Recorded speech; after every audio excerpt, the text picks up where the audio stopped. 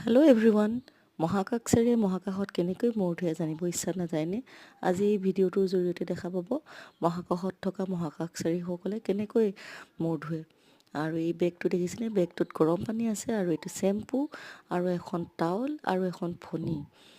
গতিকে তেওঁলোকে প্ৰথমে সকলো বস্তু যিহেতু শূন্য টোপঙি থাকে, সেইকাৰণে গৰম পানীৰ বেগটোৱেদি মূৰত লগাই পানী লগাই মূৰটো অলপ তিয়াই ল'ব। কাৰণ ইয়াত সকলো বস্তু শূন্য টোপঙি পৰে আৰু মূৰত এনেকৈ পানী লগাই লৈ পেলাই ইয়াত এতিয়া চেম্পু দিব তেওঁলোকে কেনেকৈ ধৰণে থাকে নহয়নে বাৰু? আপুনি দেখিলে আমাৰ আচৰিত লাগে। এতিয়া চেম্পুখিনি ধুনীয়াকৈ তেওঁ লগাই ল'লে মূৰত। চেম্পু দিয়াৰ পাছত তেওঁ এবাৰ ফণীখনেৰে ফণিয়াই ল'ব।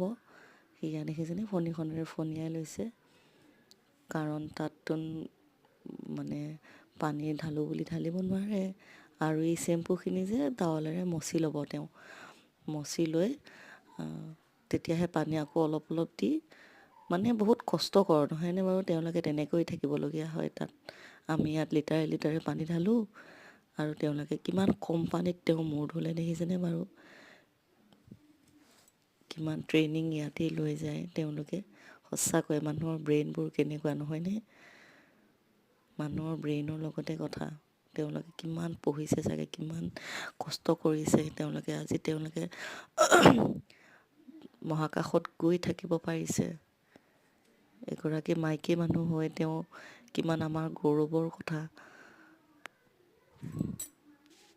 বাৰু আপোনালোকে যদি ভিডিঅ'টো ভাল পায় তেনেহ'লে লাইক কৰিব, শ্বেয়াৰ কৰি দিব আৰু চেনেলটো ছাবস্ক্ৰাইব কৰি দিব। কাৰণ আপোনালোকৰ মৰম আৰু আশীৰ্বাদ পালেহে আগুৱাই যাব পৰা যাব। গতিকে আৰু সকলোবোৰ ভিডিঅ' আগতীয়াকৈ পাবলৈ বেল আইকনটো আপোনালোকে দবাই দিব। গতিকে আজিলৈ আহিছোঁ। Bye bye.